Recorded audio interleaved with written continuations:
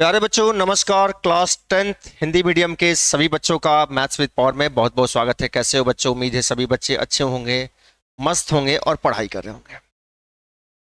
बच्चों आप सभी हिंदी मीडियम वाले बच्चों के लिए मैं आपके लिए एक बहुत ही इम्पोर्टेंट सीरीज लेकर के आ रहा हूं, जहां पे आपको मैं आपके पूरे सिलेबस यानी कि चैप्टर नंबर फर्स्ट से लेकर के चैप्टर नंबर लास्ट तक के सारे चैप्टर्स को वन बाय वन करके उसके इंट्रोडक्शन के साथ उसके सारे एक्सरसाइज को भी डिस्कस करवाऊंगा। तो आप सभी बच्चों का मैथ्स विद पावर में बहुत बहुत स्वागत है। ये क्लास केवल एक स्पेसिफिक किसी बोर्ड के लिए नहीं होगी, मतलब कि ये क्लास उन सभी हिंदी मीडियम वाले क्लास 10th के बोर्ड वाले बच्चों के लिए होगी जिनका सिलेबस एनसीईआरटी बेस्ड होगा।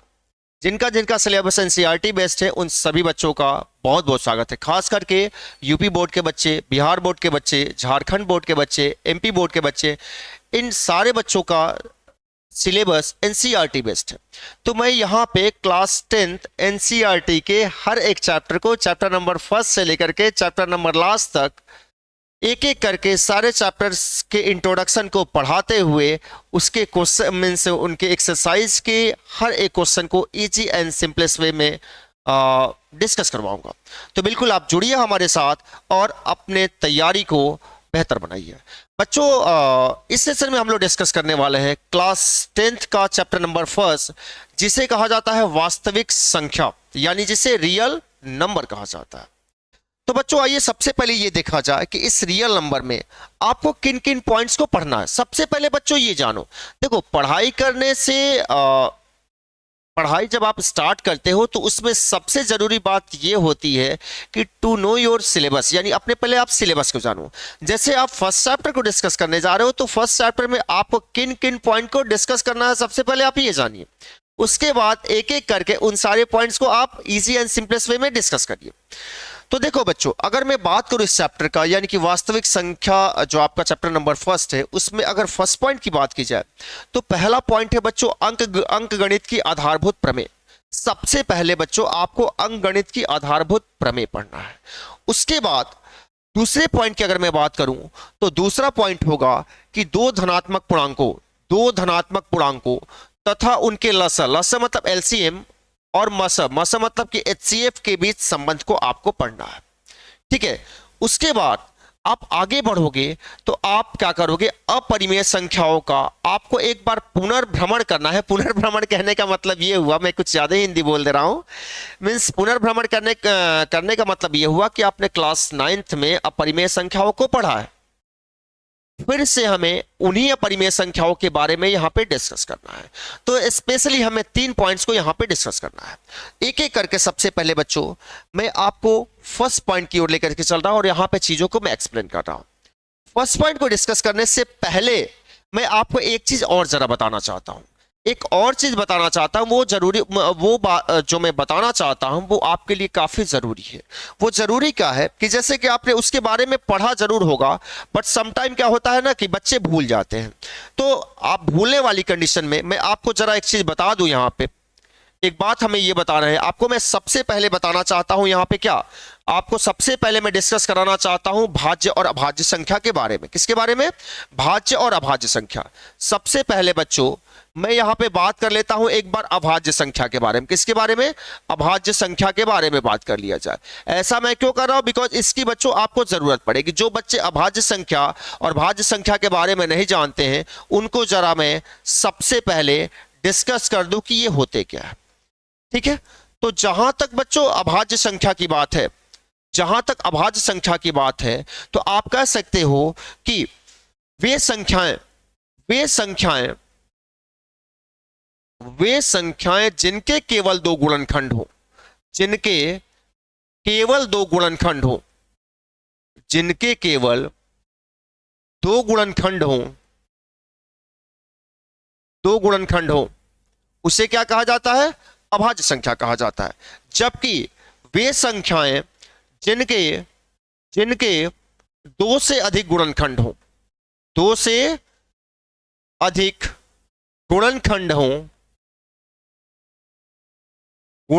हो, उसे क्या कहा जाता है? भाज्य संख्या कहा जाता है। अब बच्चों जरा एग्जांपल की ओर गौर करो। मैं एग्जांपल हूं, जरा आप दो को देखो। दो के कितने गुणनखंड हैं?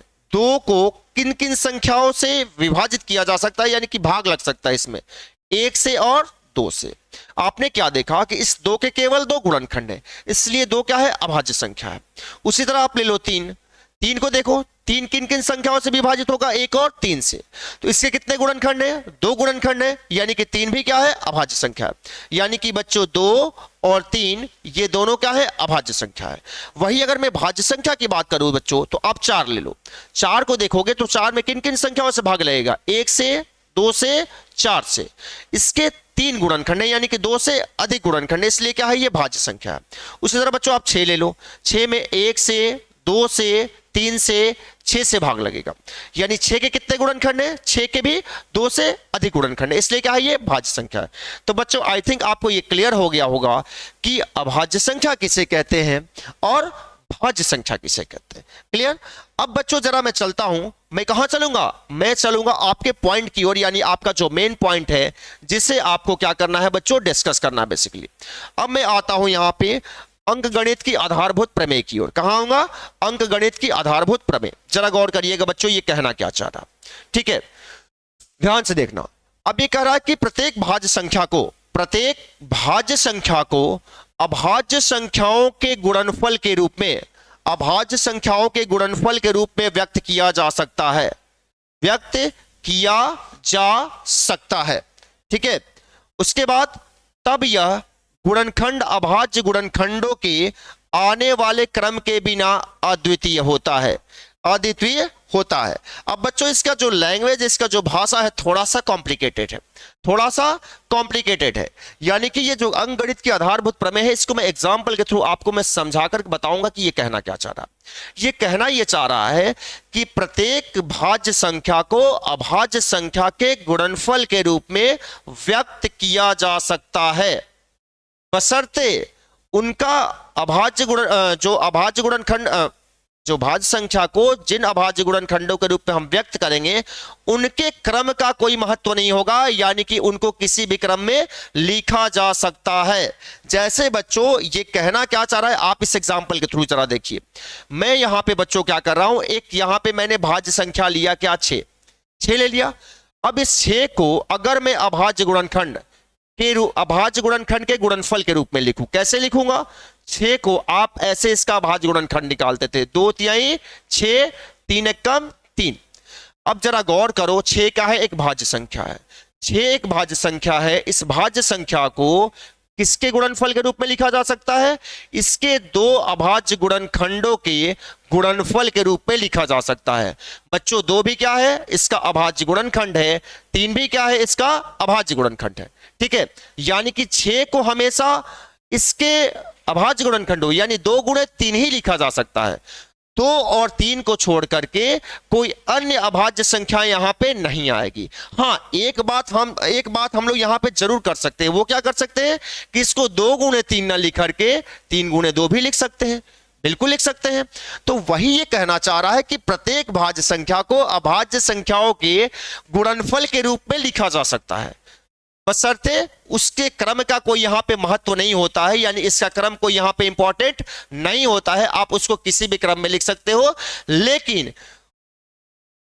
वहां पे जो गुणनफल के रूप में आएंगे वो दी गई भाज्य संख्या के क्या होंगे? अभाज्य गुणनखंड ही होंगे। इसका कहने का मेन तात्पर्य यही है बच्चों, तो आप इससे कंफ्यूज मत होइएगा। आगे पॉइंट देखिए, आगे इस पॉइंट पर जरा फोकस करिए। कह रहा है कि एक प्राकृत संख्या का अभाज्य गुणनखंड उसके गुणनखंडों के क्रम को छोड़ते हुए अद्वितीय होता है। उसके गुणनखंडों के क्रम को छोड़ते हुए अद्वितीय होता है। इसका कहने का मतलब यह हुआ कि जैसे 6 क्या है? भाज्य संख्या है। अब इस भाज्य संख्या को इसके अभाज्य गुणनखंड के रूप में हमने 2 गुणे 3 लिख दिया। ठीक है, ये हमेशा 2 गुणे 3 ही लिखा जाएगा, यानी इसको 2 और 3 के गुणनफल के रूप में ही व्यक्त किया जा सकता है। हां, एक बात और जरूर हो सकता है कि इसको 2 गुणे 3 न लिख करके यहां पे इसको हम 3 गुणे 2 भी लिख सकते हैं। यानी कहने का तात्पर्य यह हुआ कि यहां पे इसके जो अभाज्य गुणनखंड वो तो इंपॉर्टेंट है, वो बदलने वाले नहीं है। इसके अभाज्य गुणनखंड बदलने वाले नहीं है। हो सकता है इसका क्रम बदल जाए, क्रम का कोई प्रभाव नहीं पड़ेगा, यही ये कहना चाहता है। उसी तरह देखो बच्चों, मैंने एक दूसरी भाज्य संख्या 50 लिया, इस 50 का अगर आप गुणनखंड निकालते हो बच्चों, 50 का गुणनखंड निकालोगे तो क्या क्या आएगा, यहां 2 से आप इसको भाग दोगे तो 25 आ गया, फिर क्या आ जाएगा 5 5 25 आ जाएगा, ये 5 एकम 5 आ जाएगा। अब 50 के अभाज्य गुणनखंड कौन कौन से हुए, 2 और 5 हो गए, तो 50 को आप लिखोगे 2 गुणे 5 गुणे 5, या इसको और आप लिखना चाहते हो बच्चों तो आप लिख लो, यानी कि आप जानते हो कि ये जो अभाज्य गुणनखंड आए हुए हैं इनके क्रम का कोई महत्व नहीं होता, इसको आप चाहो तो 5 गुणे 2 गुणे 5 भी लिख लो, या अगर आपकी इच्छा है तो 5 गुणे 5 गुणे 2 भी लिख लीजिए, कोई दिक्कत नहीं है। तो यही बच्चों यहां पे कहना चाहता है कि किसी भी भाज्य संख्या को उसके अभाज्य गुणनखंड के गुणनफल के रूप में व्यक्त किया जा सकता है, बशर्ते यहां पे उनके अभाज्य गुणनखंडों के क्रम का कोई महत्व नहीं होता है। तो इतनी बातें बच्चों आपको अंकगणित के आधारभूत प्रमेय आई थिंक आपको समझ में आ गया होगा। अब बच्चों मैं मूव करता हूं आगे की ओर। आगे जरा देखो, अभी क्या कर रहा है कि दो धनात्मक पूर्णांकों तथा उनके लसा यानी कि एलसीएम और मसा के बीच संबंध। अब आ जाओ बच्चों जरा इसको भी डिस्कस कर लेते हैं, ये कहना क्या चाहता है, कह रहा है किन्हीं दो धनात्मक पूर्णांक, धनात्मक पूर्णांक बच्चों समझना, धनात्मक पूर्णांक का मतलब प्राकृतिक संख्या, धनात्मक पूर्णांक का मतलब प्राकृतिक संख्या, ये रूल केवल और केवल धनात्मक पूर्णांकों के लिए लागू होगा। कह रहा है कि किन्हीं दो धनात्मक पूर्णांक ए तथा बी हैं, किन्हीं दो धनात्मक पूर्णांक क्या है, ए और बी है, तो क्या होता है इनके बीच संबंध क्या होता है कि दोनों संख्याओं का गुणनफल, दोनों धनात्मक पूर्णांकों का गुणनफल बराबर उनका लस यानी कि उनका एलसीएम गुणे उनका मस होता है, उनका लस गुणे उनका मस होता है। बच्चों यहां पे मिसप्रिंट हुआ है, उनका लस गुणे उनका मस। ध्यान रखिएगा कि दो धनात्मक पूर्णांकों ए तथा बी के लिए, यानी कि दो धनात्मक पूर्णांकों ए बी तथा उनके एलसीएम और एचसीएफ के बीच संबंध ये होता है कि दोनों संख्याओं का गुणनफल उन दोनों संख्याओं के एलसीएम यानी कि लस और उनके मस यानी एचसीएफ के गुणनफल के बराबर होता है। ये मींस ये जो रूल है वो इंपॉर्टेंट रूल है, और ध्यान रखिएगा कि ये रूल केवल और केवल दो धनात्मक पूर्णांकों के केस में ही लागू होता है और कहीं लागू नहीं होता है, ध्यान रखिएगा। एग्जाम्पल पे आइए, एग्जाम्पल कर रहा है कि संख्याओं 306, आपको दो संख्याएं दी गई है 306 और 567 का एचसीएफ 9 है, क्या एचसीएफ यानी कि मसा कितना है 9 है, तो कह रहा है कि इसका लसा बताइए, इसका लसा बताइए। बच्चों आप अभी अभी ये रूल जानते हो, आपको ये मालूम है कि दो संख्याओं के केस में यानी कि पहली संख्या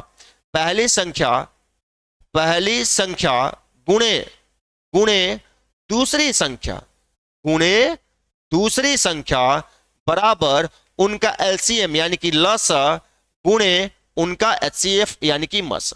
ठीक है, अब बच्चों यहां पे चार चीजें आई हैं, चार चीजें में हमें क्या क्या मालूम है आप देख सकते हो गौर से कि मुझे पहली संख्या मालूम है 306, दूसरी संख्या मालूम है 567, उसके बाद क्या मालूम है इसका एचसीएफ मालूम है, लेकिन एलसीएम निकालना है तो एलसीएम को आप ज्यों का त्यों छोड़ दो, और एचसीएफ क्या है बच्चों 9 है। अब आपको क्या निकालना है, एलसीएम निकालना है, यहां पे क्या करोगे क्रॉस मल्टीप्लीकेशन करोगे, क्रॉस मल्टीप्लीकेशन करोगे बाबू तो ये क्या हो जाएगा 306 गुणे 567 और ये क्रॉस मल्टीप्लाई होकर के 9 यहां आ गया, और आप क्या निकालोगे यहां से एलसीएम यानी कि इसका लसा निकालोगे।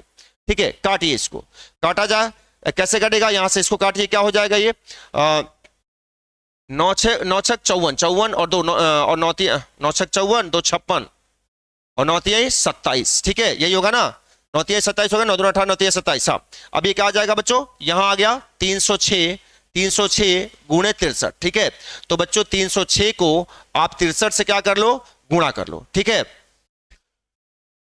कितना हो जाएगा 6 3 18 8 1, ये आ जाएगा 1 3 3 9, यहाँ पे 6 6 36 6 3, यहाँ पे 3 आ गया 6 3 18, ये कितना आ गया बच्चों 8 6 1 7 9 3 12 2 1 8 1 9, ये 1 9 2 7 8, कितना आ जाएगा बच्चों, ये आएगा 1 9 2 7 8। ये रहा बच्चों इसका एलसीएम, ये रहा इसका एलसीएम। तो बच्चों आपने क्या सीखा कि किसी भी दो धनात्मक पूर्णांकों और उनके एलसीएम यानी कि लस और मसा के बीच क्या होता है, यही संबंध होता है, यानी कि इसमें से कोई भी तीन चीज आपको दी गई है तो आप चौथी चीज आसानी से ज्ञात कर लोगे। ठीक है, तो बच्चों आपको समझ में आया कि कैसे हमको निकालना है, कैसे यहां पे हमने एलसीएम को फाइंड आउट किया, आपको पता चल गया होगा। ठीक है, कोई दिक्कत, आई थिंक कोई दिक्कत आपको नहीं है। चलिए बच्चों अब हम लोग कहां चलते हैं, अब हम लोग चलते हैं, जरा इस पॉइंट को देखिए। अब एक प्रमेय देखिए, ये प्रमेय बहुत ही इंपॉर्टेंट है, यानी कि जब आपको यहां पे कुछ क्वेश्चंस आएंगे जो कि आपके बोर्ड एग्जाम में भी पूछा जाता है, आपको दिया जाता है, कह दिया जाएगा कि भैया आप सिद्ध करके दिखाओ कि √2 क्या है, एक अपरिमेय संख्या है, इसको सिद्ध करने को आएगा। तो बच्चों इसको सिद्ध करने के लिए काफी ज्यादा नंबर का आता है आपके बोर्ड एग्जाम में, तो इसको सिद्ध करने के लिए इस प्रमेय की जरूरत पड़ेगी। ये कहना क्या चाह रहा है, जरा गौर से देखिए, इस प्रमेय को जरा देखिएगा। करा कि मान लीजिए कि P एक अभाज्य संख्या है, P एक अभाज्य संख्या है, ठीक है। यदि P a स्क्वायर को विभाजित करता है, यदि P a स्क्वायर को विभाजित करता है तो P a को भी विभाजित करेगा, P a को भी विभाजित करेगा, जहां a एक धनात्मक पूर्णांक है, जहां a एक धनात्मक पूर्णांक है। अब बच्चों जरा गौर करो, इसको मैं एग्जांपल के थ्रू बता रहा हूं, आपको एग्जांपल के थ्रू बता रहा हूं। ये क्या करा कि P एक अभाज्य संख्या है, मैंने माना बच्चों कि माना P बराबर 2 एक अभाज्य संख्या होता है ना, हाँ ठीक है। अब करा कि यदि P a स्क्वायर को विभाजित करेगा, जहां a क्या है, a एक धनात्मक पूर्णांक है, तो बच्चों एक मैं काम करता हूं, यहां पे फिर जैसे मैंने P को 2 माना, वैसे मैं a को मान ले रहा हूं 4। क्या बोला है, एक धनात्मक पूर्णांक है ना, तो यहां पे 4 क्या है, एक धनात्मक पूर्णांक है। जब a हमने 4 मान लिया, तब ये बताओ कि a स्क्वायर क्या आएगा, a स्क्वायर 4 का स्क्वायर यानी कि 16 आएगा ना। अब जरा ध्यान से देखो, करा कि P एक अभाज्य संख्या है, यानी P की वैल्यू मैंने 2 ले लिया। यदि P a स्क्वायर को विभाजित करता है, बच्चों ध्यान से देखो, 2 16 को विभाजित करता है, 2 16 को, यानी कि आप देख सकते हो यहां पे, आप ये कह सकते हो बच्चों कि स्पष्टता 2 इसको, यानी कि 4 का स्क्वायर यानी कि अर्थात 4 का स्क्वायर मतलब क्या, अर्थात 16 को विभाजित करता है, 16 को विभाजित करता है ना, बिल्कुल करता है, 16 को विभाजित करता है, ठीक है, 16 को विभाजित करता है। तब जब 2 16 को विभाजित करता है, जब P का मान a स्क्वायर यानी कि 16 को विभाजित करता है, तब आप ये भी देख पा रहे हो, आप ये भी बच्चों यहां पे देख पा रहे हो कि ये 2 4 को भी विभाजित कर रहा है, 2 4 को भी विभाजित कर रहा है, यानी कि तब 2 क्या कर रहा है, 2 4 को यानी कि a को भी क्या कर रहा है, विभाजित करता है। इस तरह आपको बात समझ में आई, क्लियर हुआ कि नहीं हुआ। ये कह रहा है कि P एक अभाज्य संख्या है, यदि P a स्क्वायर को विभाजित करता है तो ये जरूरी है कि P a को भी विभाजित करेगा, ठीक है। जैसा कि मैंने यहां पे एक अभाज्य संख्या 2 लिया, जिसको मैंने P माना, उसके बाद मैंने a को 4 माना, जब a को 4 माना तो a स्क्वायर 16 हो जाएगा। आपने स्पष्टता देखा कि P का ये मान यानी कि 2 16 को स्पष्टता विभाजित करता है, और जब 2 16 को विभाजित कर रहा है यानी कि P की ये वैल्यू a स्क्वायर को विभाजित कर रहा है, तो ये 2 इस a की वैल्यू यानी कि 4 को भी विभाजित करेगा, यानी आपने स्पष्टता यहां पे देखो कि आपने देखा कि विभाजित कर रहा है। तो बच्चों ये प्रमेय क्या है, इंपॉर्टेंट है, इसको आप याद कर लीजिएगा। ये आपको मींस आपके चैप्टर में जो परिमेय संख्या को सिद्ध करने को आएगा, वहां पे ये बहुत ही बड़ा इंपॉर्टेंट रोल प्ले करेगा। इस तरह बच्चों ये रहा आपके चैप्टर नंबर 1 यानी कि वास्तविक संख्याओं का इंट्रोडक्शन पार्ट। अब मैं नेक्स्ट सेशन में मैं आपके लिए एक्सरसाइज 1.1 के डिस्कशन को बिल्कुल इजी एंड सिंपलेस्ट वे में लेकर के आऊंगा, तो बिल्कुल जुड़िए हमारे साथ और क्लास 10th बोर्ड के लिए अपने आप को पूरी तरह प्रिपेयर कीजिए। Thank you so much.